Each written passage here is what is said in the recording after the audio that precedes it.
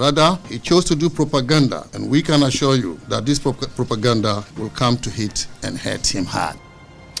Well, more from the MPP in Parliament, who have been defending their party's economic record during their 8 years in office, and they have been accusing the president of being picky in terms of interpreting the economic data to draw the conclusion that the economy was mismanaged by the MPP government. Ladies and gentlemen, the true state of our nation is that economic growth has rebounded strongly. The external sector is impressive, and our resilience towards shocks and external vulnerabilities is at all-time high.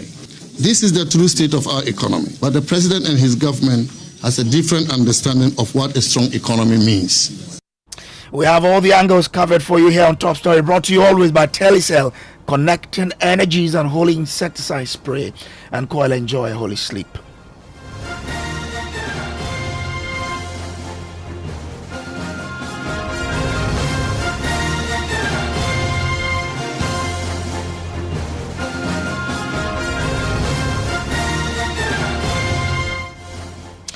Tonight, the opposition New Patriotic Party are tearing into John Mahama's State of the Nation address presented to Parliament last week, describing it as pure propaganda without any fact. During his address, John Mahama took on the MPP, insisting they recklessly managed the economy. But addressing journalists at what the MPP described as the true State of the Nation address, former Finance Minister Dr. Mohammed Amin Adam accused the president of telling lies in Parliament. Listen. One would have appreciated a true state of the nation that acknowledged challenges in 2022, the remarkable turnaround as a result of the decisive policies of the MPP government, supported by the IMF, and the challenges still remaining that will require steadfastness from the new government. And when this is backed by a clarion call by the president to Ghanaians to support him and his new government to consolidate the gains, you would have had consensus across the political divide to drive the Building Back Better agenda for Ghana. But what did we get from the president? Rather, he chose to do propaganda, and we can assure you that this propaganda will come to hit and hurt him hard. Fellow Ghanaians, the true state of the nation is that exchange rate stability, which we saw before the end of 2024 and which has continued into the first quarter of this year, is not by any magic from the Mahama government. It is because the Akufo-Addo government left significant levels of international reserves for them. In addressing the issue of buffers created to support expenditure and maturing debt obligations, the president focused on the sinking fund, as if it is the only source of buffers. The sinking fund is just one of our buffers. At each point in time, the government designates some accounts for buffer and for purposes of special payments. In the last 8 years, such accounts included the sinking fund, the Eurobond proceeds account, the IMF proceeds account, and the Treasury Main 2 account. For example, the IMF third review disbursement of $360 million was done on 2nd December 2024, but this was kept as buffer, part of which was used to pay coupons amounting to $346 million to Eurobond holders on 3rd January 2025. This was not done from the sinking fund. So that was the former Finance Minister, Dr. Mohammed Amin Adam there. Parliamentary Affairs Correspondent Kweku Asante has been at this particular, presser, and joins me in studio with details of what exactly happened. Kweku, the party goes on to make it clear that they have information that the NDC intends to increase taxes, and they will not allow that. Well, yes, according to the former finance minister, the reason why John Dramani Mahama came to Parliament to, quote and unquote, in his own words, spew propaganda was because he wanted to lay the basis to introduce new taxes. They concede that their information is that the government will scrap the e-levy and COVID levy and others in the 2025 budget. But then the government is going to turn around and increase some existing tax handles, and also introduce one. They are making it clear that they will not support any attempts to introduce new taxes in the 2025 budget to be presented next week, Tuesday. Does it make sense to scrap e-levy and betting tax and replace them with new taxes on the telecommunication industry. They are bringing back VAT on telecommunication. They are increasing the growth and sustainability levy on the mining industry. And they are bringing back VAT on the financial services and real estate industries. Wow. All these taxes will be passed on to customers, to the Ghanaian people. The people of Ghana should wait for the deception of the NDC government when they present the 2025 budget. Sakawa. Taxes galore. Sakawa. This is how they intend to tax Ghanaians to collect their target of 200 billion Ghana cedis in tax revenues this year. This NDC government accused us, the MPP administration, of overtaxing the people of Ghana, because by the end of 2024, the MPP administration collected 152.9 billion Ghana cedis, and that was 17% tax to GDP ratio, taking it from President Mahama's 13% in 2016. How do you then turn around to expect to collect 200 billion Ghana cedis in an economy you call a broken economy? Ladies and gentlemen, we, the mighty minority, will join the people of Ghana to resist any attempt to smuggle in new taxes or increase existing taxes. We owe it a duty to hold the government accountable for their promises to the people of Ghana. Well, closely related to the energy, the economy is a crippling energy sector crisis and its associated debt. Now, how has the MPP been responding to President John Mahama on this particular one? So, Brace, you will recall that John Dramani Mahama talked about what debt he left in 2017 in the energy sector and how much exactly the NPP collected as part of the ESLA revenue, and on top of that, leaving about 70 billion Ghana cedis in debt. The former finance minister has been responding, insisting that John Dramani Mahama has no excuse not to keep the lights on. The government's handling of the power situation has increased uncertainty about economic growth prospects this year. The promises by the president in his address to the nation to fix the current doomsaw cannot be different from those he made during the 4 years of doomsaw endured by Ghanaians between the end of 2011 and 2016. Not even the creation of a new ministry of power by him could save the nation from the excruciating effects of doomsaw, resulting in the dismissal of then Minister for Power in January 2015. Even in 2016, there were major power interruptions which were blamed on maintenance and what was described as localized faults, a new term for PR stunt intended to cover up doomsaw, as the government was avoiding issuing load shedding timetable despite public demands for it because the general elections were close. Yet, the Ghanaian people knew doomsaw had not ended because they lived with it and continued to suffer from it. Mr. President, you did not fix doomsaw as you claimed in your address. Your record on doomsaw is abysmal, unlike your predecessor, Nana Addo Dankwa Akufo-Addo, who kept the lights on. Yeah. As we are back to doomsaw in another Mahama term, Ghanaians remember with fear and anxiety the potential devastation this could cause for them and their businesses, especially small businesses like hair salons, welders, dressmakers, and many more who earn their daily bread from these vocations. Many people and businesses have already felt the pinch and the pain of living with the current doomsaw. We have also seen the return of electric generating sets in shops, in clinics, and at social events. Mr. President, this is the true state of our nation and not what you presented to Parliament.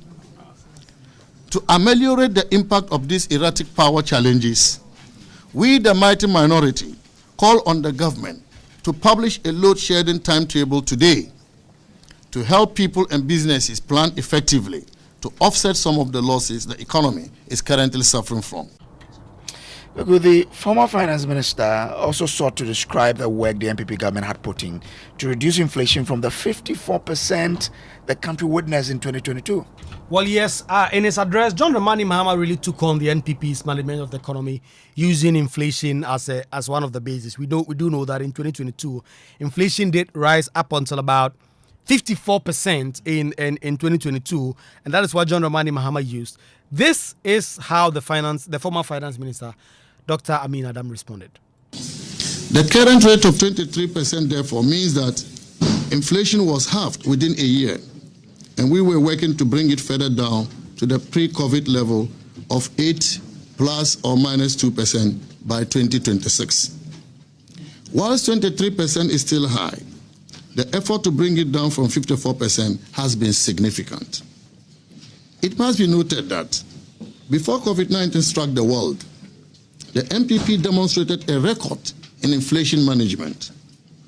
We brought inflation down from 15.4% in 2016, handed over to us by President Mahama, to 11.8% in 2017, 9.4% in 2018, 7.9% in 2019. Inflation for 2 successive years remained a single digit, the largest period in our recent economic history. The effect of the pandemic began to be felt from 2020, when inflation rose to 10.4% in 2020, 12.6% in 2021, and then to 54% at the peak of the global economic crisis in 2022. Even laymen can understand this. How the current managers of the economy cannot understand this can only be born out of political dishonesty. The adverse circumstances the MPP administration faced were unprecedented, but such did not exist when President Mahama's government achieved headline inflation of 15.4% above the target of 10.1% in 2016. We know that there is an inverse relationship between inflation and the strength of a currency. A higher depreciation of the currency will automatically pass through to inflation in developing economies like. So let's talk about the recent dismissals in the public sector, because they waded into that particular area as well. Definitely, when it comes to matters of job creation and its linkage with the economy, that was not lost on the opposition New Patriotic Party in Parliament, who did address what they call the true state of the nation address. According to Dr. Mohamed Amin Adam, it is contradictory for John Dramani Mahama to claim, on one hand, that his government is about to create jobs, and then be the same person terminating jobs. And in fact, they have a name for him now. They call him Terminator One. The Mahama administration made a lot of political gains by highlighting the plight of young Ghanaians who were yet to get jobs after over 2 million others had gotten jobs in the 8 years of the MPP administration. They promised 2 more people for each job under the 24-hour economy program. Ladies and gentlemen, it is now a notorious fact that to create vacancies for the purpose of employing NDC youth, the Mahama administration has sacked thousands of young Ghanaians who had been properly employed by the previous administration. The termination of the jobs of young Ghanaians, which has become synonymous with Mr. President Mahama, who we now prefer to call Terminator One, is a sign of what is yet to come. Sacking people from employment and replacing them later with others does not amount to job creation. What the people of Ghana want are new jobs for those yet to be employed. President Mahama knows that. The programs he outlined in his statement, Nkoko, Nkitinkiti, and the rest, cannot create sustainable jobs for the Ghanaian youth. Hence, the resort to termination of existing jobs for future replacement to shore up his job numbers. This is after President Mahama had argued, sadly, in 2016, that it was legitimate for an outgoing administration to recruit and sign deals up until the midnight of January 7 the following year, when its term expires. Not only are these double standards worrying, but the dismissals will no doubt worsen the unemployment situation which he promised to fix. The thousands who have been dismissed have been condemned to suffering and hardship.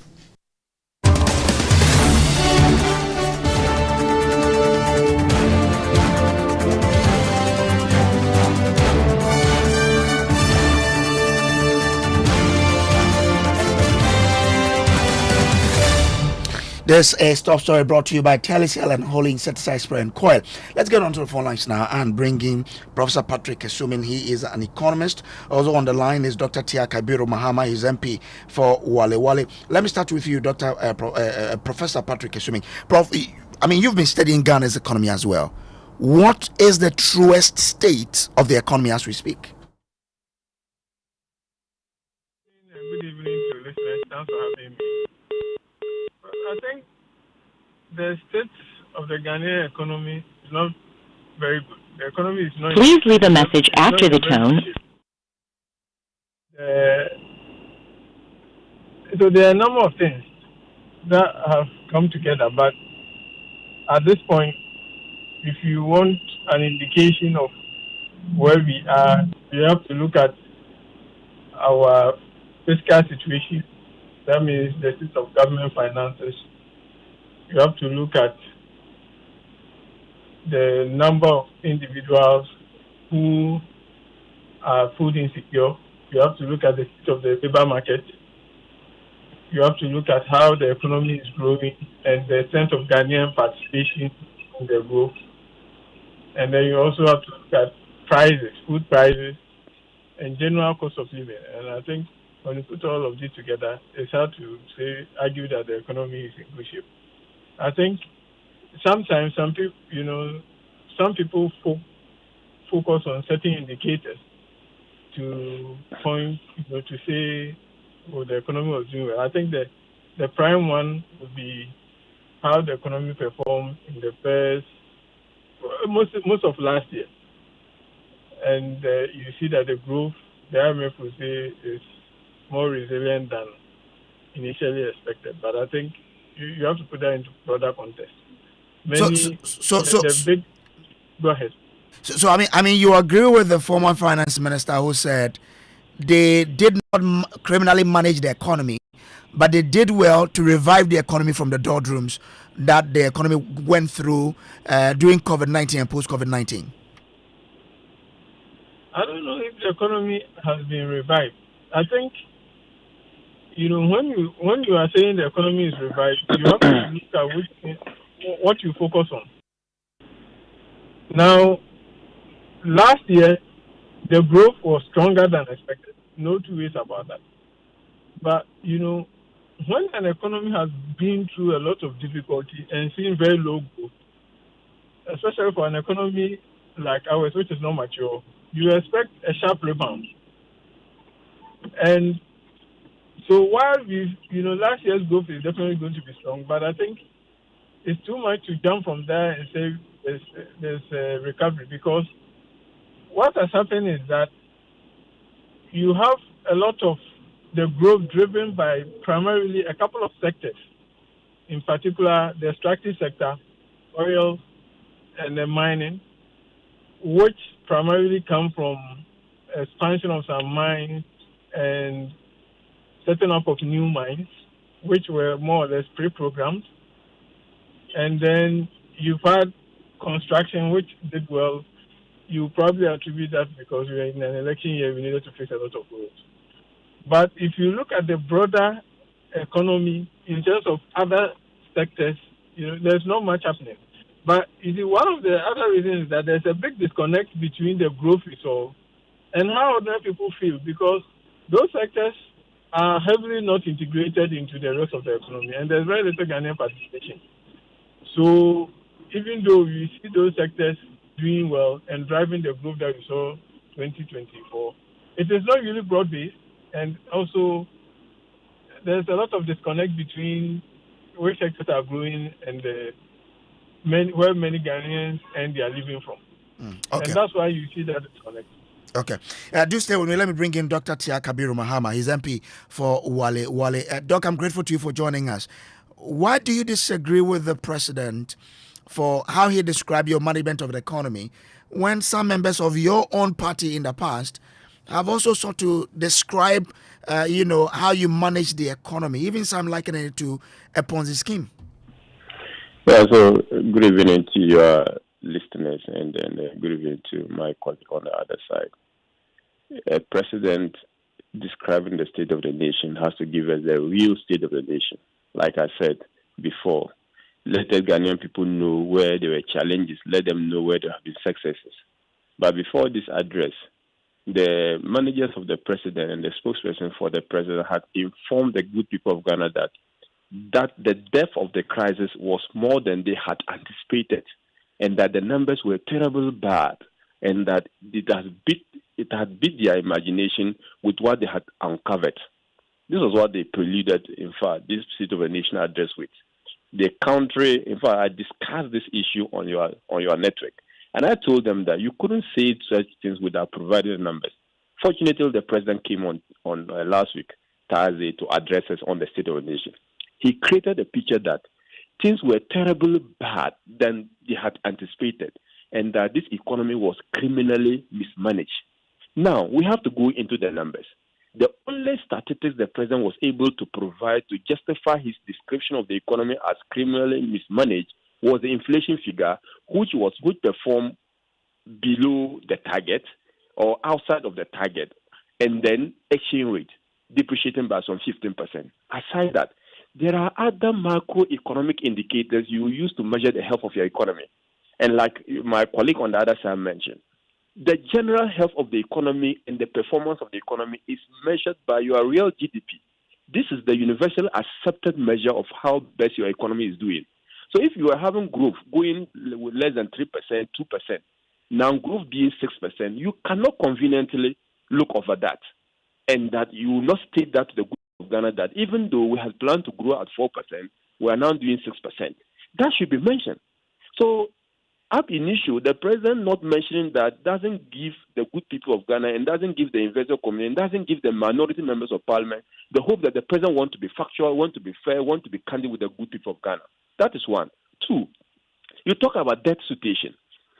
On record, when the president, Nana Akufo-Addo, presented the State of the Nation address, the then minority leader and now the finance minister was on record in parliament to have said that our debt situation was around 820 billion Ghana cedi.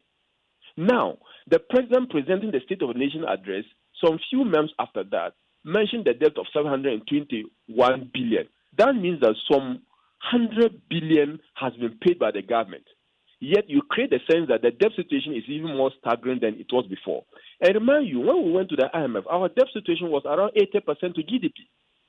That prompted the IMF program. Now we are doing a debt to GDP of around 72%. That is an improvement. That is an economy showing sign of recovery. Aside that, let's look at even the issue about the inflation he mentioned. Inflation went to as high as 52% on the height of the programs we had in this country.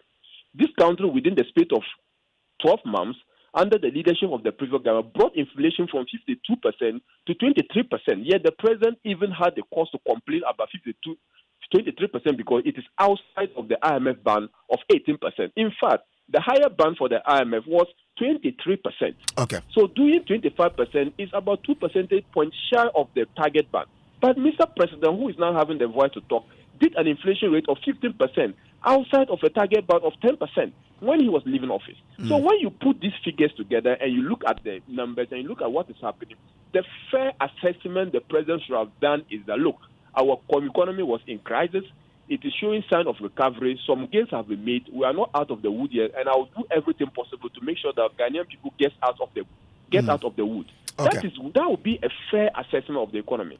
But you don't go on painting a gloomy picture about the economy when the economy shows sign of recovery. Okay. All right. We have recorded positive trade balance. We have recorded positive current account. And these are all positive signs of recovery, aside the fact that inflation is not doing well. Okay. But okay, you mentioned in your presser that you would also not allow the government to introduce new taxes. How exactly are you going to do that? Because the government has promised the good people of Ghana that they are going to do away with taxes, and that the Ghanaian people were inundated with taxes, and that the Ghanaian people could not cope up with the taxes. Times were hard, and that they needed to ameliorate the suffering of the Ghanaian people. What will be the justification that 1 month, 2 months down the line, after you have won power, you want to visit the Ghanaian people with taxes? That is the reason why we say we will resist it. But the government has the government get power and do the otherwise. Well, the government has not even presented its budget yet. Why not wait till he does it, or the government does it before you take the stance? But we are not discussing. We are only preempting that this is what we have picked by way of intelligence. The government wants to do. We are giving you information beforehand. Okay. And when it comes, we are going to oppose it. So the better they don't put it, so that it will elicit opposition. So don't put it. If you are trying to put it, this is going to be our stand. That is what the finance minister communicated on the position of the minority members on. But it's not waiting for the event to happen. We will preempt that when it happens, which we know they are trying to do, we are going to resist. That is basically why we are communicating to the good people of Ghana. But you don't have the numbers to prevent the government from doing that, do you? Well, it is not about numbers. They were able to oppose certain things, even though they had not gotten the numbers to do so. The Ghanaian people are watching. Even if we don't have the way, we'll have our say, and the good people of Ghana will be the judges. Okay. It's not the case that the loudest person is the right person. We can be few in our numbers, but when we articulate our position and present the facts to the good people of Ghana, they will be the best judges. Dr. Mahama, I'm grateful to you for joining us. But Professor Patrick Esumi, before I let you go, how do you think that the two sides in Parliament should behave now that we want to really get the economy back on track? I think. Hello. All right. Thank you. Right. Professor Esumi, I think I still do have Professor Esumi on the line. Prof, I want to find out from you how you want Parliament to behave now that we want to get the economy back online. Work in the interest of the people. It's the Ghanaian people who have put them there. Whichever way you cut it, the economy is not working well for Ghanaians. And I think they should get together and work for the interest of who have voted for them there. All right. But if government intends to introduce new taxes, will it be wrong? I would be extremely shocked if government decided to introduce new taxes. I think it may decide to remove some of the taxes or change the way some taxes are functional or computed, or it might also decide to remove some exemptions. But I expect a net removal of taxes or a net reduction in the taxes that are being charged. All right, Prof, I'm grateful to you for joining us here. Professor Patrick Esumi is an economist. You also heard earlier Dr. Tia Kabiru Mahama, MP for Wale Wale. This has been Top Story, brought to you always by Telecel, connecting energies and holding insecticide spray and coil. Enjoy a holy sleep. My name is Samuel Kojo. Up next is Newsnight.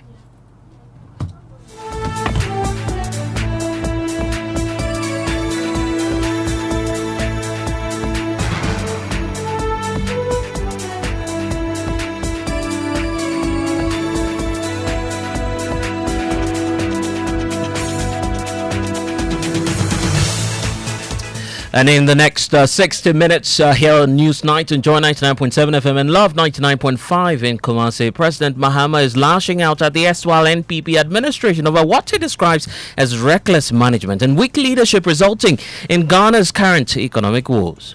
Several years of financial mismanagement, irresponsible borrowing, reckless spending, and weak leadership that fail to address the underlying structural issues within our economy. We have the very latest coming up on that, and details as a member of the National Economic Dialogue team is calling for more enhanced revenue mobilization agenda to secure Ghana's growth in the next decade. A comprehensive domestic revenue mobilization plan that curbs illicit financial flows, harnesses remittances, and ensure fair taxation. And we hear from the Finance Minister, Dr. Akteforson, who is pushing for some aggressive measures to deal with the state-owned enterprises to save the economy and contain the rising debt stock. George will be back in the next 30 minutes with that. And in sports, GFA President Ketu Kriku introduces Black Stars coach Otuado and Technical Director Wilfred Schaefer to Sports Minister. And also tonight, communities along the Ankobra River faces freshwater crisis as illegal miners block the river, allowing seawater to take over what was once their main source of fresh water. What is stopping him from acting? It's not consultations we need. We need action. And we have the personnel to take the action. All we need is the orders to be given. So please get your priorities right and act to save Ghanaians from environmental terrorism. Stay with us as myself and Fostina brings you the woes of the coastal communities in Kojo South District of the Volta region as it deepens. Scores of people are displaced after their homes were washed away by the sea. If nothing is done urgently and we allow the sea to cross the road continuously, the degree of devastation that we'll see cannot be contained. And in our Ghana Man series today, we'll take you to Accra and tell you about Molin National Park, where nearly 1.5 times the size of Greater Accra and Ghana's only game reserve, spanning 3 regions. So big that it covers a land area of 4,577 square kilometers, which is very greater than almighty Greater Accra. It has this variety of biodiversity in terms of flora and fauna.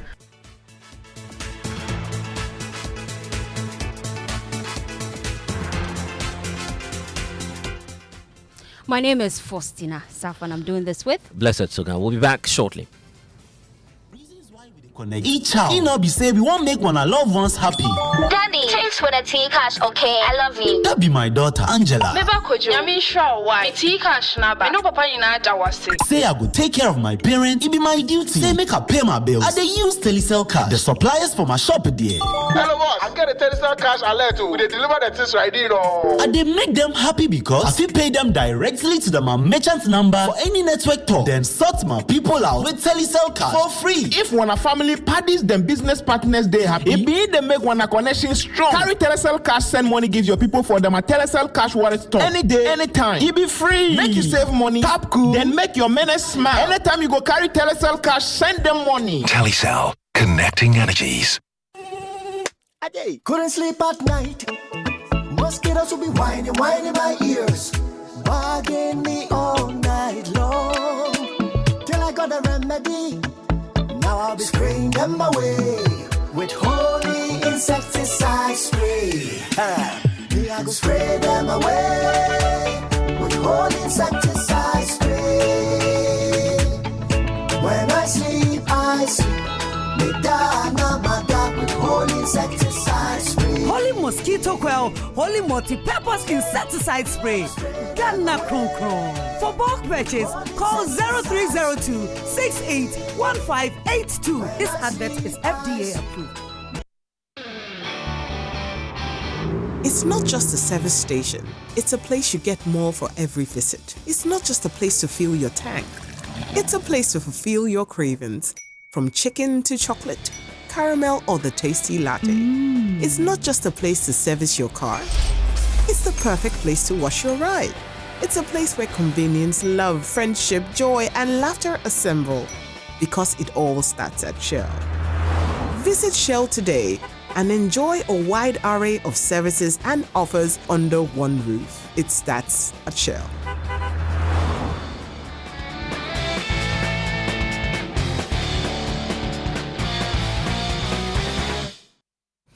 And you're welcome back to News Night here on Joy 99.7 FM. And we're starting off with President John Mahama, who's continuing his criticism of the erstwhile New Patriotic Party administration over what he sees as the reckless management and weak leadership resulting in Ghana's current economic woes. Well, Blessed, the president made the no-hold-barred criticism of the previous administration at the ongoing National Economic Dialogue at the Accra International Conference Centre. The 2-day event has brought together key economic players to diagnose and prescribe some remedies as part of government's effort to deal with Ghana's economic crisis. Well, as I was indicating earlier, the president himself started off with the address. Listen to him.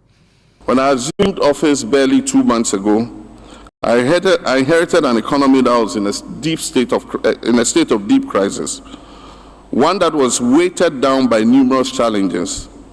The economy was reeling from unprecedented levels of debt, soaring inflation, high unemployment, declining levels of foreign direct investment, and low business confidence. The financial struggles that our nation is facing have not arisen overnight.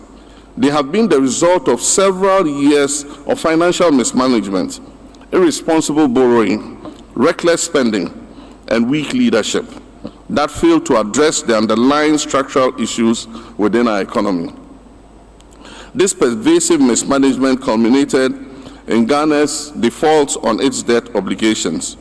This marked a devastating milestone for our dear country, spawning a cascade of economic problems that have severely impacted our people. Huge fiscal deficits, excessive government expenditures, and overall financial imprudence have compromised our economic resilience. Credible rating agencies such as Moody's, Fitch, Standard & Poor have all downgraded our international credit rating consecutively, leading to capital flight and a loss of investor confidence and trust. Well, the president is also being criticizing previous managers of the Bank of Ghana for contributing to the high rate of inflation. The Bank of Ghana, instead of serving as an independent monetary authority, became a financing tool for government's excesses, fueling inflation and devaluing our currency. The cost of living has skyrocketed to unbearable levels, leaving families grappling with the inability to afford even the most basic necessities. At the same time, inflation erodes the value of wages and savings, pushing many into a cycle of poverty. Meanwhile, the ill-considered collapse of indigenous banks significantly reduced indigenous presence in Ghana's financial and banking space and led to massive job losses. For too long, Ghana has been plagued by short-term decision-making that prioritizes political expediency over long-term stability. We refuse to accept this as Ghana's reality. We reject the notion that economic hardship must be our norm. We refuse to surrender to the forces of stagnation and decline. Well, it's a good time now to hear from Professor John Gachi, who's an economist, a member of the National Economic Planning Committee, the dialogue we're seeing today, and also a former Deputy Finance Minister, Dr. Stephen Amwa, who are all joining us via telephone lines now. Thank you, gentlemen, for your time. But Prof. Gachi, I just wanted to start off with you, particularly because of the tone the president is setting now on what's supposed to be a national dialogue. Is the president not making, or perhaps degenerating this platform into a political one? Well, I don't think so.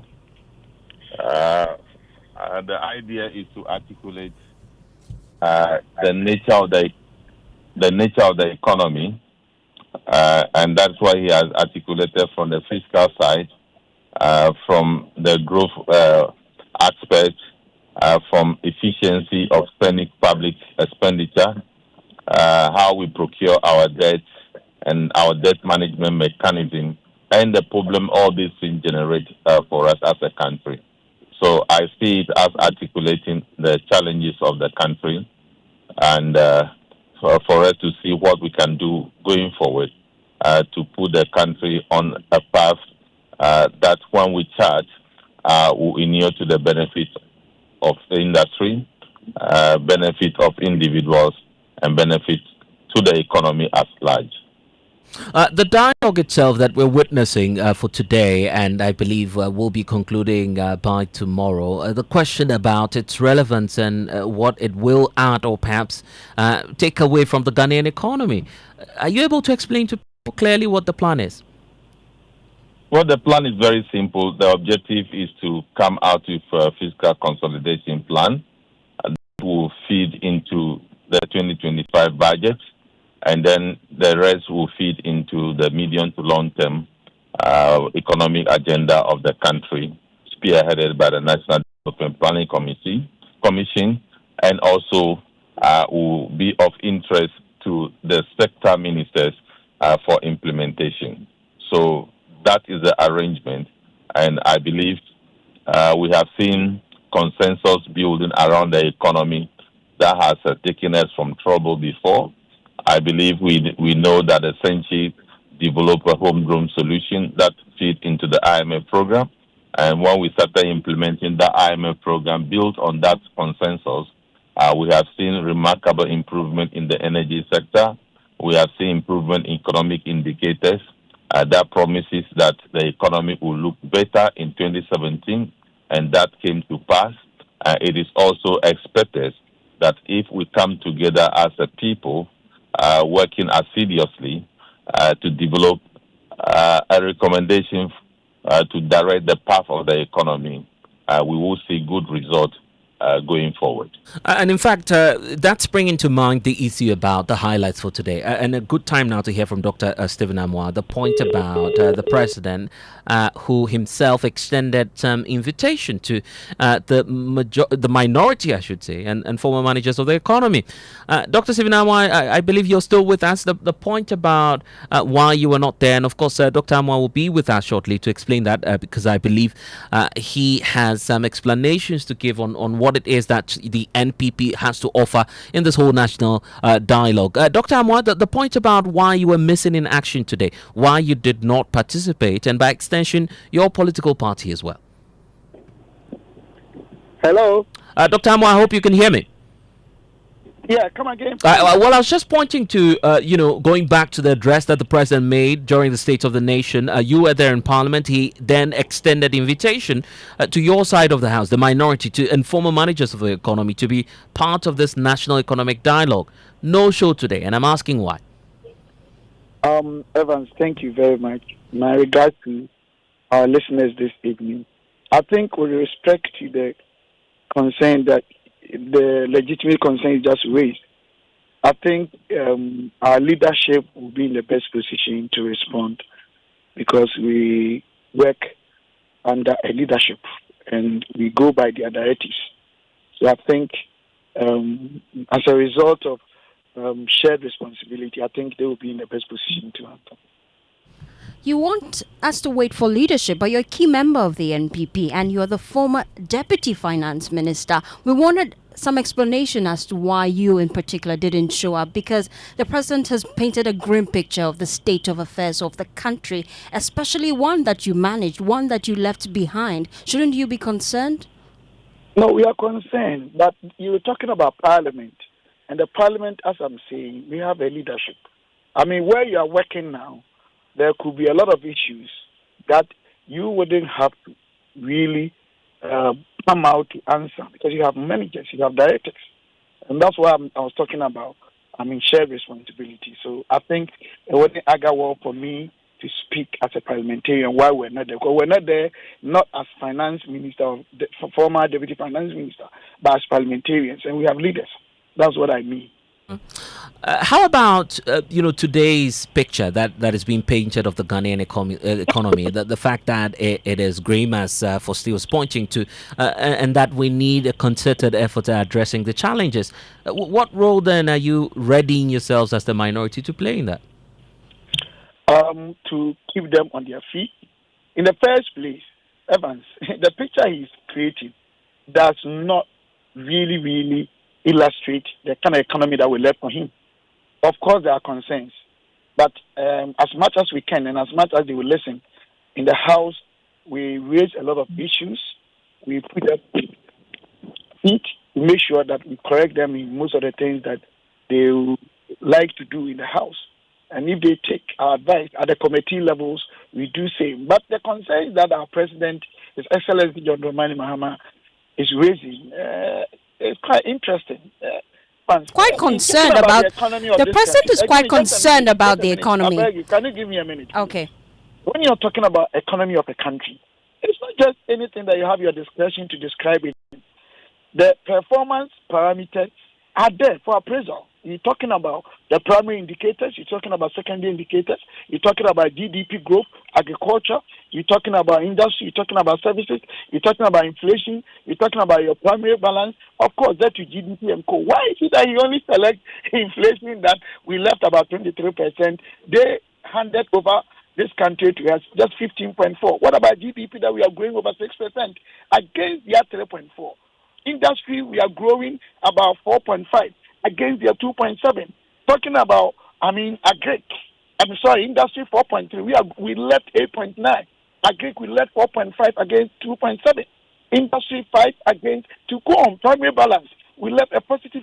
These are all indicators showing that, yes, some of them are not good, but most of them show that in 2024, last quarter of the year, we left a better, a well-restored economy for them to manage. So please, our president respectfully should do the needful but continue what we left from him.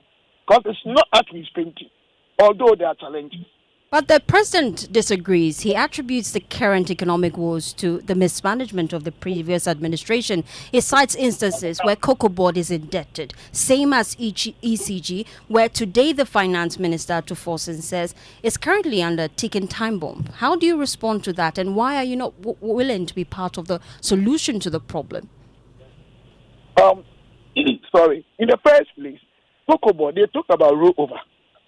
The NDC guys left almost 200,000 tons, if I'm right.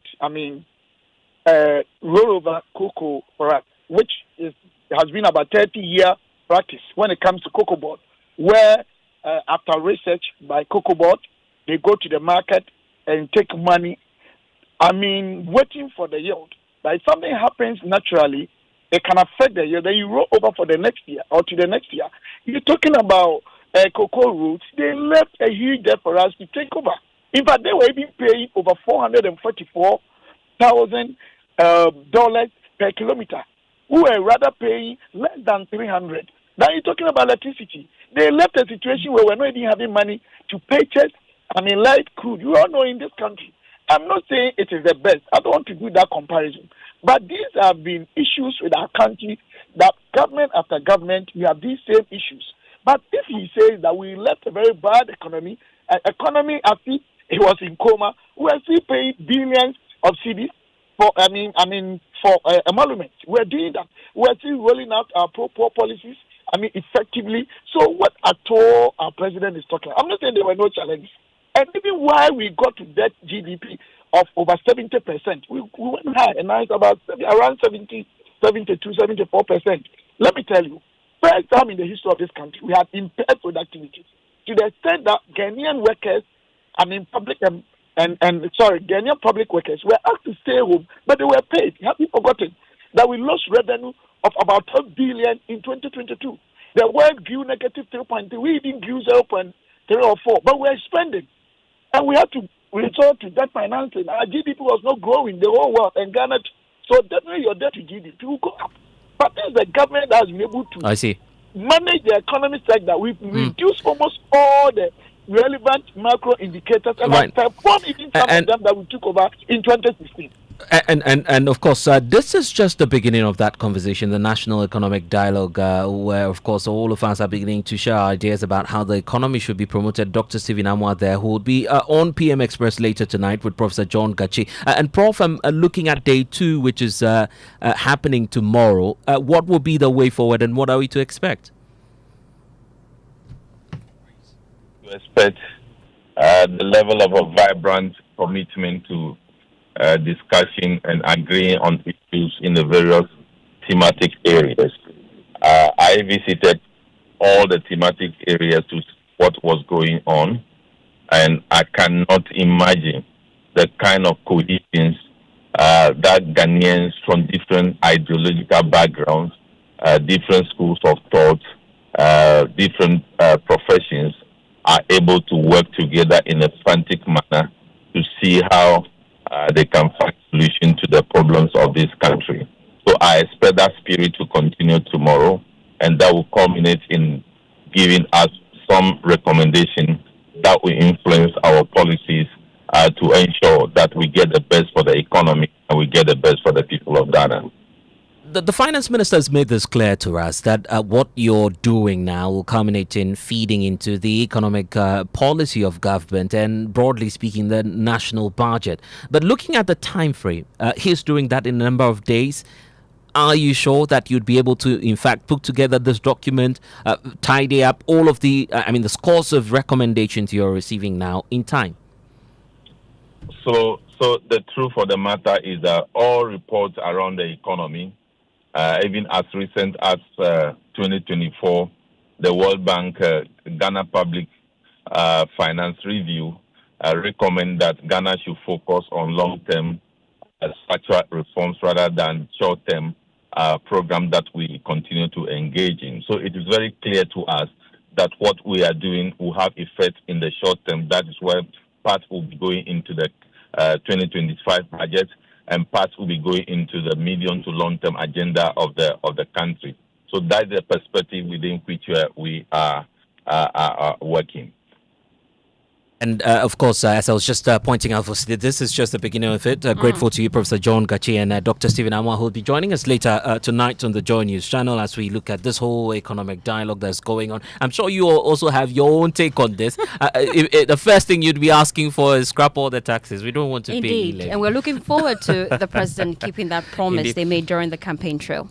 Well, meanwhile, member of the National Economic Dialogue Committee, Dr. Mwako, has called for a more enhanced revenue mobilization agenda to secure Ghana's growth in the next decade. The country needs to break away from its past pattern of stop and go reform cycles and instead commit to a credible, more stable developmental course. Third, a comprehensive domestic revenue mobilization plan that curbs illicit financial flows, harnesses remittances, and ensure fair taxation to fuel our public service and investment in our own progress. The overall goal of this strategy will be to mobilize significant increased financing coupled with rigorous expenditure management in the next 10 years to support our development, underpinned by a strong accountability mechanism. And indeed, the finance minister himself, Dr. Kasila Tuforsen, was there. He says, proposals coming up from this dialogue will heavily feature in government's first budget statement, which is happening in the next 8 days. It is my hope and prayer that the lessons that will emerge from these conversations will guide our steps and that we may not repeat the mistakes of recent past. The panel discussions, workshops, and breakout sessions have been carefully designed to confront the pressing economic challenges of our time. The resultant prescriptions and the critical policy initiatives will drive structural reforms and our transformation agenda to reset our economy and secure the prosperity of our citizens. Mr. Chairman, as we embark on this development of our medium-term plans, commencing with the forthcoming budget on March 11th, the insight, expertise, and experiences will be garnered from these deliberations will prove very invaluable assets that will shape our collective path for our future. Well, let's shift our attention now to the health sector, where 3 Agenda 111 health projects commissioned by former President Akufo-Addo had their civil works yet to be completed. Now, the facilities at Trede, Oforikrom, and Ahanta West districts were commissioned 2 days before the 2024 elections, but there were no plans to hand them over to the Ghana Health Service for operationalization. The Health Minister, Kwabena Mintahe Kando, said civil works on all the health facilities are below 95% complete. Nana Aljima joined the Health Minister to tour the 2 commissioned Agenda 111 facilities in the Ashanti region. He filed this report. According to the Health Minister, only $400 million of the $1.7 billion needed for the Agenda 111 health facilities was released for construction. By the figures, over $1 billion will be needed for the completion of all facilities under construction. Mr. Akando explains. Now, we need not less than $1.4 billion to be able to finish the whole project. These are the facts. A visit to the Oforikrom and Trede facilities, commissioned by former President Akufo-Addo, showed both facilities are not operational. Though civil works are advanced, there is much to be done in both facilities. Road networks leading to both sites are untarred, dusty and bumpy. At the Trede facility, part of the roads within the hospital are untarred. Some beds and a few equipment that were moved into the hospital continue to gather dust due to inactivity. The facts are that Per my inspection, as you have all seen for yourself, they are still construction sites. Even the civil works have not been completed yet. Labs are incomplete. Not all the equipment have been delivered. And so we don't have health workers here working as expected. Patients cannot come for treatment here as expected. To tell you the truth, I came with the Director General for Ghana Health Service. I'm here with the Regional Director for Ghana Health Service, Ashanti Region, and they tell me there's no action plan for recruitment or for staffing of these facilities. According to the Health Minister, though there is no dedicated source of funding for the project, the government is willing to complete the projects following the submission of a blueprint. Mr. President, His Excellency John Dramani Mahama's marching order was clear that I should inspect all these facilities and then have a blueprint going forward. How we can, as a matter of urgency, operationalize the facility for the people to get the full benefit of the facility. For Joy News, Nanaya Ojima, Kumasi. Well, to other stories now, communities along the Ankobra River are facing a freshwater crisis as seawater takes over what was once their main source of drinking water. Once a vital source, despite pollution from illegal mining, the river is now stagnant and salty. Well, as we know it, Joy News can now confirm that the miners in the Pristia, Hinan and Awuja areas are using excavators to dig directly in the river basin after blocking it. This came to light after a fact-finding committee set up by the Lands and Natural Resources Minister visited the area to see firsthand the havoc caused by illegal mining. We cannot get details because my colleague Rastus Saridonko, who is embedded with that team and has travelled along the river, and now reports some of the findings that are emerging from this visit to the western region. To better understand the workings and impact of illegal mining activities, the Minister of Lands and Natural Resources set up this team of experts to embark on a fact-finding trip across the country. At Awodia, close to Pristia, we made a shocking discovery. The Ankobra has been blocked and contained for mining purposes. The river has been blocked, redirected. It's not really flowing well, and it's camped at Awodia. Even more shocking is the complete blockade of the river at Pristia Heman, close to the bridge. The illegal miners have separated the river and built an embankment to prevent the river from flowing. They are now mining directly in the basin of the stagnated Ankobra River. What we have found at Pristia Heman is what can be described as total madness. The flow from upstream has been blocked, and then they are mining in the basin itself. The river is now a stagnated brown pool beneath the Pristia Heman Bridge.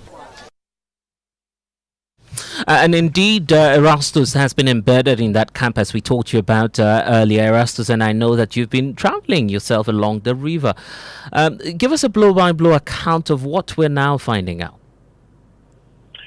Well, so I thought that with the change of administration, at least, we will have a reduced action in terms of galamsey on the ground. But what we are seeing is a complete takeover by people who feel that their government has come to power, and so they must also go the side of the same illegalities that we spoke about in the previous administration. For example, when we trace the pollution of the Ankobra from the estuary where it looks green, you will drive for on a boat for 30 minutes, and then it starts getting brown again all the way. Now, when we went to Awodia, we saw that intentionally they have blocked the Ankobra so that they could mine in the basin itself. Previously, it was champagne machines that were sitting on it at various points. But now, they've used excavators to block it actually, and they are mining directly, sitting in the basin of the river. And to me, that is so shocking. It happened at Awodia. When you go to Pristia Heman, they are also doing the same thing there. And to me, it's crazy. I've never seen anything like that before. In fact, in the coming days, we'll be serializing what we found in the forest reserves, in other areas like Dunkwao, in the central region, and others where illegal miners have taken over towns, mining directly in settlements, and they claim that they are party people and they should be allowed to do that. Oh, okay, but here's the thing, because the way forward, you've been to all of these communities plus more. Really, the mandate of the committee set up by the lands minister, what's likely to happen and what do we know? Well, so from what I know, this committee is a fact-finding committee. They are supposed to map out areas where Galamsey has been hardest hit, and they are supposed to present a report on the impact of Galamsey, the realities on the ground, where government needs to apply enforcement in the immediate term, and the long-term measures that government needs to take. They are supposed to present that report to them, and that's what they are supposed to do. So it wasn't an enforcement team, though we had a number of military men who were supposed to protect us from any sort of aggression. Currently, they are done with their work, and I know they will be presenting a report to the minister on the way forward. I know there is an enforcement drive that government is preparing to deal with many of these infractions.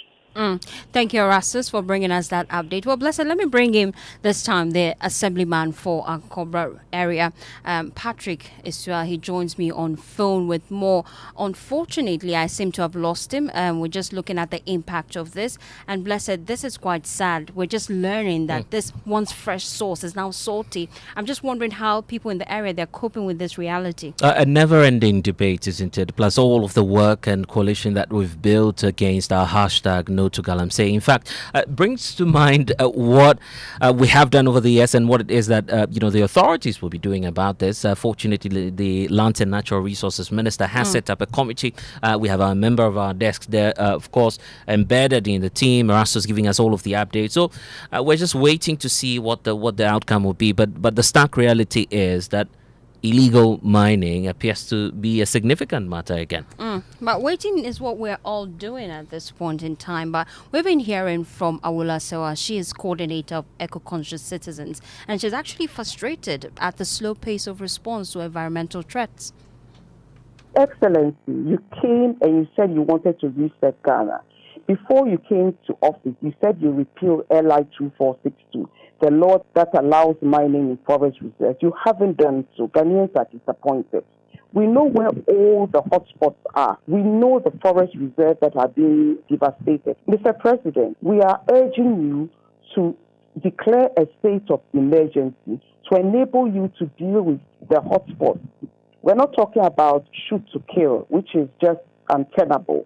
What we are saying is that equip the army, let them go there and remove all the environmental terrorists and their equipment, and then trace the owners of the equipment and also prosecute them. Use the polluter pays principle so that anybody who is polluting our environment would be prosecuted, their assets seized and used towards the cost of reclamation. What's the point of recovering all the stolen money when we are all dying of kidney disease or other diseases brought about by the pollutants in the water? I will say what there. Well, it's time now for business, and George Riafi joins me in the studio. George, you spent your whole day at the National Economic Dialogue, engaging a lot of people. What worries me the most is the picture of our economy painted today by leaders of our economy. Is there hope, really? Well, the hope is that for those who are themselves painting that picture that things are terrible, they have given the commitment that they're going to do what they have to do to fast track the process. And that is why for the Finance Minister, Dr. Tuffosin, he has made a strong case for some aggressive reforms of these state-owned enterprises to try and deal with their debt situation. I'll be getting you more on that one. And to be hearing from the Bank of Ghana Governor, Dr. Johnson is here, who is optimistic about inflation hitting that single-digit target soon based on some fiscal and monetary measures currently being implemented. The business news on Newsnight is brought to you by MTN Business. Welcome to the new world of business. Kingdom Books and Stationery, your number one-stop shop for all your office essentials. Synthesis Tanks and Pepsodent Herbal and Charcoal. MNC Group is a leading investment holding company with expertise in mineral and food commodities trading, precious metal refinery, real estate development, logistics, and energy. With individually registered companies, our headquarters is located in Accra, Ghana, with our operational offices in Dubai, UAE, Hong Kong, and Guangzhou in China, Johannesburg, South Africa, Virginia, United States of America, and Milan, Italy. We connect business markets and drive growth. Trust us to maximize value in every deal. Call us on 030-255-1917 or 030-255-1918. Send us an email at mncgroup@mncgroupgh.com. MNC Group, totally reliant. Son, we are so proud of you for setting up this hospital. I really love those hospital beds and waiting chairs. By the way, did you import them? No, Dad, I didn't. I actually got them from Kindle Books and Stationery right here in Ghana. Wow. We also bought our office supplies, safes, executive desks, and chairs from Kingdom, and they gave us expert advice on how to set up our office. Guys, that makes 3 of us. I also got our sofa and bedroom sets, plus our dining hall furniture for our new home from Kingdom. Wow, Mom, that makes 4 of us. I usually get my stationery items from Kingdom, and my teacher also mentioned that our classroom furniture was provided by Kingdom. So there you have it. Whenever you're thinking about setting up an office or acquiring furniture for your home, etc., Kingdom Books and Stationery should be your first point of call. With over 40 years experience in the industry, we stock and supply a wide variety of globally sourced office and home furniture, stationery, and equipment. Visit our head office, Osu Akwaje, or our office near the Osu Stadium. We're also in Tema Community 1, opposite Olam SHS, Kumasi KNUST campus, UCC Cape Coast, and now at the Marina Mall, Airport City. Or call us 0302-764101, 764209, or 762792. Visit our website www.kingdomgh.com. Electroland Ramadan promotion is here. Get unbeatable deals on top brands Samsung, TCL, Media, and NASCO. Get NASCO 166-liter top mount freezer at 3,999 Ghana cedis plus a free flask. NASCO tabletop freezer starting from 1,999 Ghana cedis plus a free flask. NASCO chest freezer at 3,899 Ghana cedis plus free NASCO deep fryer. Get our Media 198-liter chest freezer at a whooping discount from 5,249 Ghana cedis to 3,999 Ghana cedis. For 4,499 Ghana cedis, you can get a TCL bottom mount fridge plus free NASCO meat grinder. Get our Samsung top load washing machine at 6,499 Ghana cedis plus free NASCO deep fryer. Rush to our showrooms and authorized dealers across Ghana. Call 0503-159-739 for inquiries. Electroland, home of affordable luxury appliances and electronics.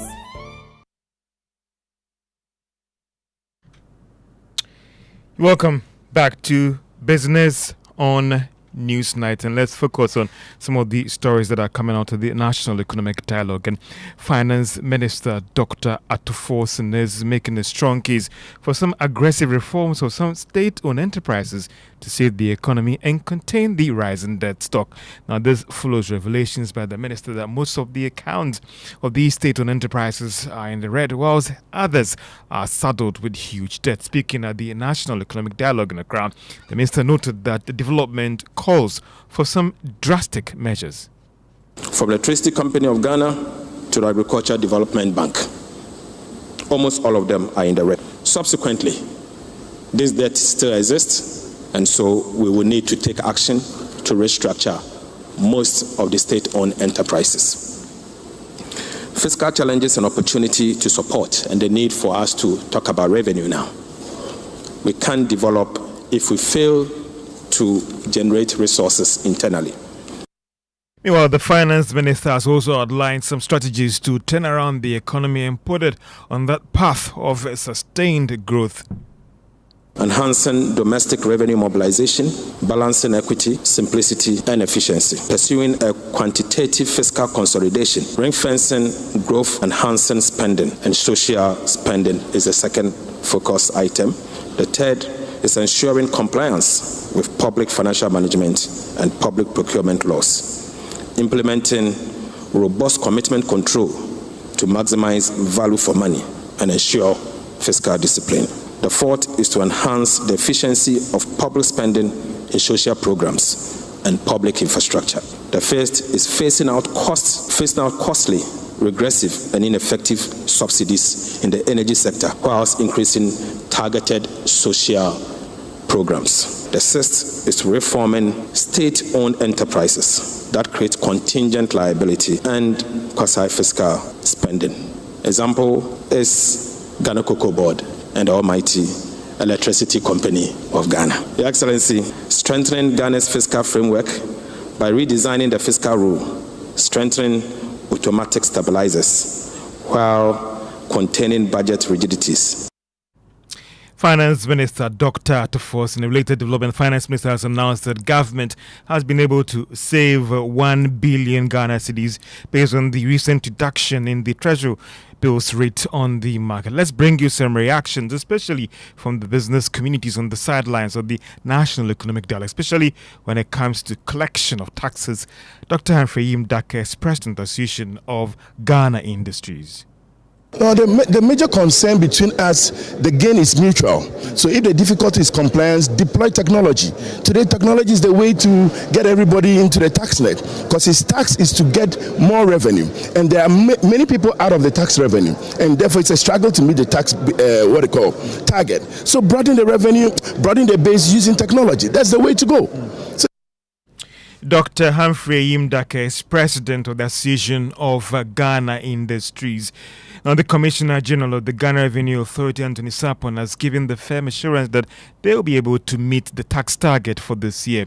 The authority should be able to collect more than 200 billion Ghana cedis target compared to the 145 billion Ghana cedis it mobilized last year. However, some are worried that this might be difficult to achieve, but the Commissioner General disagrees. The face of it. But I believe that with determination, with the right strategies and teamwork, we will be able to meet this challenge. And I say so on the grounds that one, we do know that there are several areas where our tax handles are not performing. Indeed, the minister did mention about the performance of VAT, which contributes about 17% of our domestic tax composition, compared to our peers that are running around 50%. And therefore, if we focus on VAT, we should be able to close some of the gap. Commissioner General of the Ghana Revenue Authority, Anthony Sarfo. Bank of Ghana Governor Dr. Johnson Isiama has noted that measures are being implemented that could help fast-track inflation rate slowdown to hit that single-digit target very soon. He has been speaking in an interview with the Bloomberg News. But we think that going forward, if you look at the causes, of the pressures, the inflationary pressures, it was mainly from, food inflation. It was mainly structural in nature, and so therefore the coming budget statement, which is about to be presented, should be presenting a number of measures that can contain food inflation. If that is done, we are sure that we will see a return to the disinflation path. He's also been talking about how the monetary policy mechanisms will be used to stimulate investor confidence in the coming months. We started the entire FPAS somewhere in the early 2000s. Since then, a number of things have remained the same. For example, you don't see the reasons for individual members' assessments, before they vote. We think that going forward, we must publish those assessments that individual members make. We also think that the entire framework or the FPAS must be understood by the public. And so there will be a lot more transparency into the decisions that we make at the level of monetary policy making going forward. That in itself will enhance the credibility behind the decisions that we make.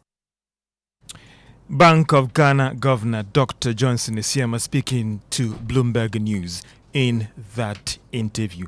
Let's turn our attention to the stock market, and it appears that MTN's stellar financial performance for last year is impacting on the share price on the Ghana Stock Exchange. It was up by 9 pesos at the end of trading on the market today, and it's now worth 3 Ghana cedis for every investor of MTN. Each share that you're holding is now worth 3 Ghana cedis. That of Standard Chartered Bank was up by a peso to close at 25 Ghana cedis, 2 pesos. And that's some market news. You might look at getting some MTN shares. My brother with the sports news. Let's go straight into our stories. And the president of the Ghana Football Association, Keto Kreku, earlier today led the Black Stars technical team to pay a courtesy call on the Minister of Sports and Recreation, Kofi Adams. The visit was to formally introduce the newly assembled technical team and seek the minister's support ahead of Ghana's crucial 2026 FIFA World Cup qualifiers against Chad and Madagascar later this month. Keto Kreku said the visit was to seek the minister's blessing as the team embarks on the journey, hoping to turn around the fortunes of the national team. Welcoming the delegation, Kofi Adams expressed his commitment to supporting the Black Stars in a collective effort to ensure success. He assured the team of his open door policy and encouraged them to reach out whenever necessary. Moving on, former Black Stars head coach and now head coach of Sudan's national team, Kwesi Appiah, has opened up on the decision to augment the leadership structure of the team ahead of the FIFA World Cup qualifiers against Chad and Madagascar. Jordan Ayew has been named substantive captain of the side, with Alexander Djiku and Mohamed Kudus serving as deputies. Kwesi Appiah says he's happy the captaincy issues are being resolved and opened up on his support for the team ahead of the qualifiers. No, for me, the listener advice that I can give is I'm really happy that the position at the moment is not that bad. And then secondly, I'm hoping that what I've heard is true. That they're trying to sort out the captaincy issue. And then secondly, if there are other issues, which I don't know, I actually didn't want to go into blasters. I'm not in Ghana, I'm not currently with the team. Yeah. So anything that you say will be like the populations that you're trying to control. But if I think these two, they're able to sort it, because the players that we have are all quality players.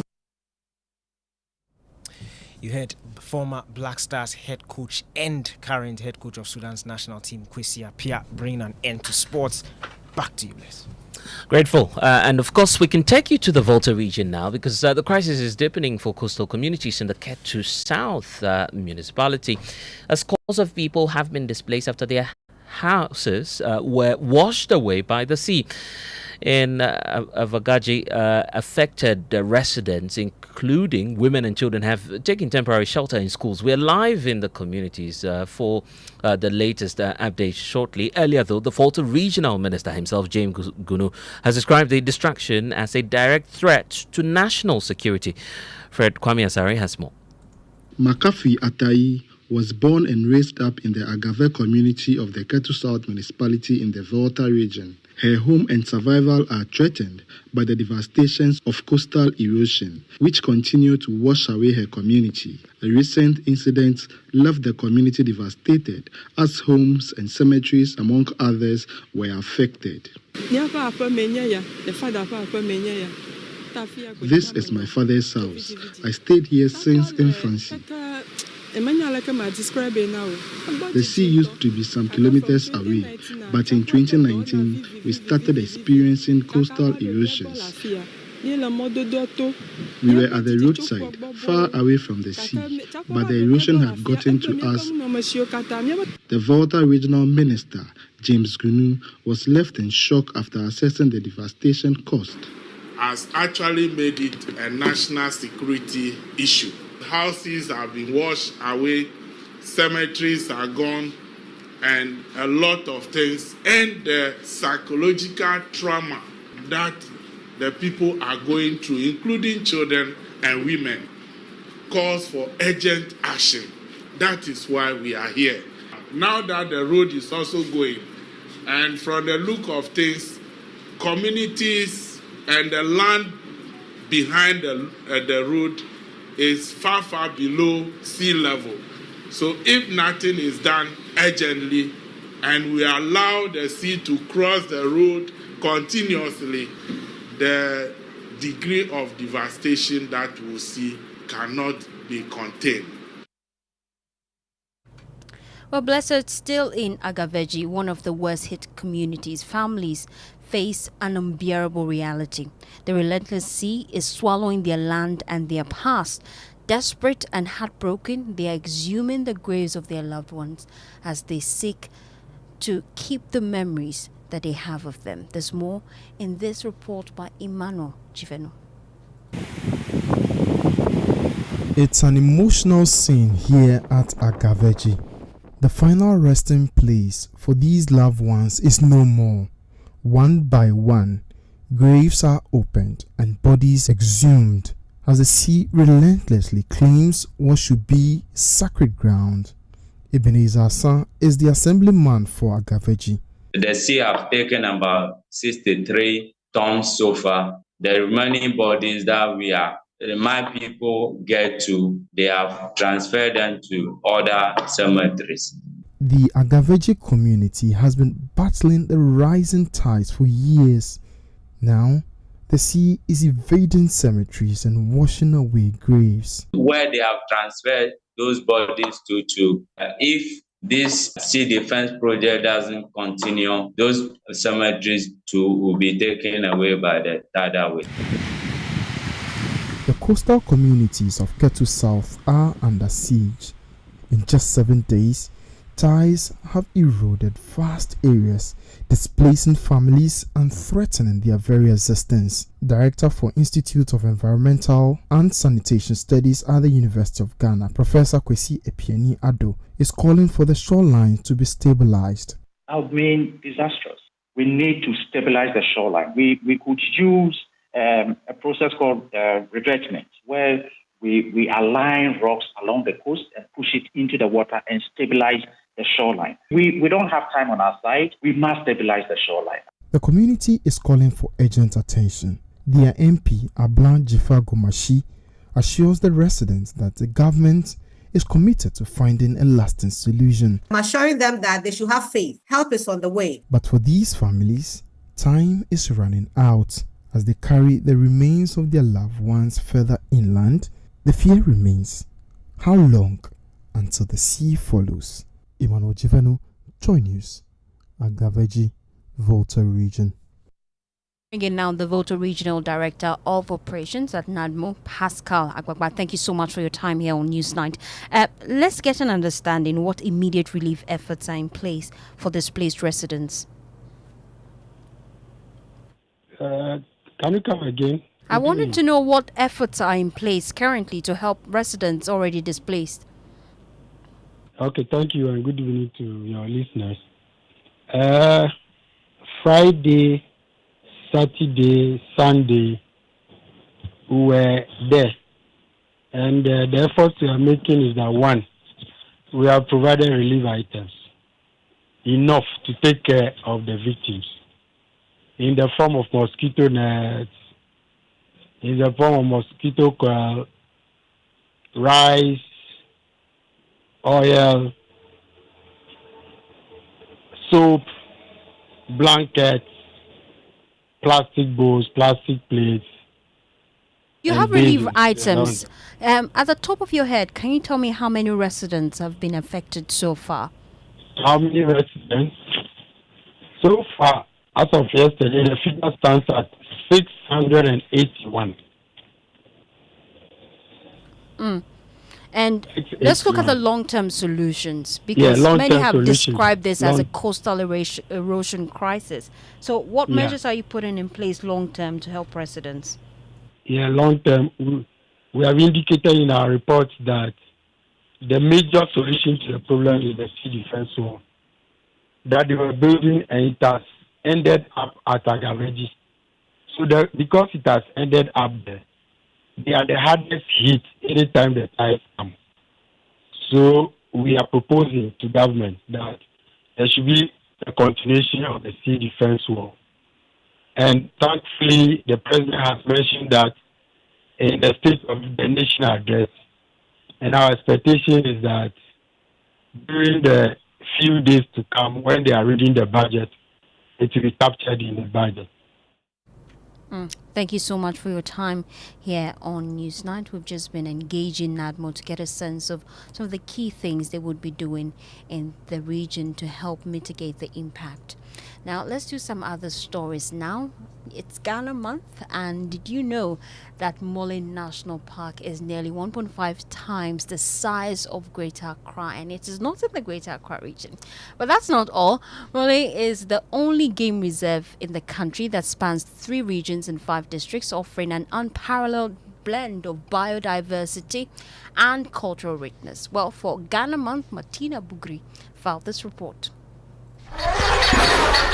The Mole National Park is home to Ghana's largest game reserve, arguably the reserve that has the largest natural animal inhabitants. Welcome to the Mole National Park. We take a tour around the park to show you the beauty of the Mole National Park and the animals in there, the plants and the birds as well. Come along with me as we go to the wild. Established in 1958, it was named after the River Mole. A visitor to the park would definitely live there with fond memories and inspired. Rakim Yusuf tells us about the park. In summary of the park, we have 94 species of mammals, 33 reptiles, 9 amphibians, 350 bird species, and over 700 tree species. The animals are welcoming, which offers tourists the opportunity to get up close with these animals. So what makes Mole the preferred destination for visitors? Patience Teteji shares her thoughts. It covers a land area of 4,577 square kilometers, which is very greater than almighty Greater Accra. Mole National Park is so unique in the sense that it has this variety of biodiversity in terms of flora and fauna. Talking about flora aspect, we have diverse plant species, diverse distributed unevenly even in the park. So it makes Mole quite unique compared to other protected areas. For those looking for a serene atmosphere, the park's motel is an ideal choice. So the experience here is actually different from the urban area dining whilst there's wild animal around without harming you. People dine and then the elephant is very close to them. By the pool, the elephant is feeding on a flower or whatever. That makes it so unique.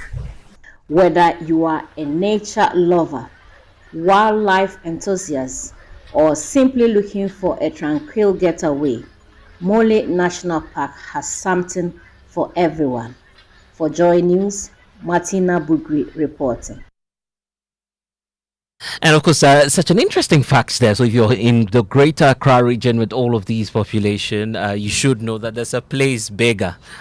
You could just go out there one of these weekends, relax at the Mole National Park, and you'd see that amazing beauty that we have up north in terms of what nature has blessed us with. Have you been there before? No, but I think we should. We should go. Yeah, maybe. You never know. You never know what will happen in the coming days. But a lot of interesting stuff happening online that we are equally learning about. That a woman accused of biting a customer's testicles in the Asimfosu area has actually denied the claim, and she's been stating that she did not actually bite these testicles. Actually, interesting story. It's not funny because someone is actually in pains now, and Eric Asante has been there for us following that story. Eric, in just a minute, because we need to go, give us details briefly.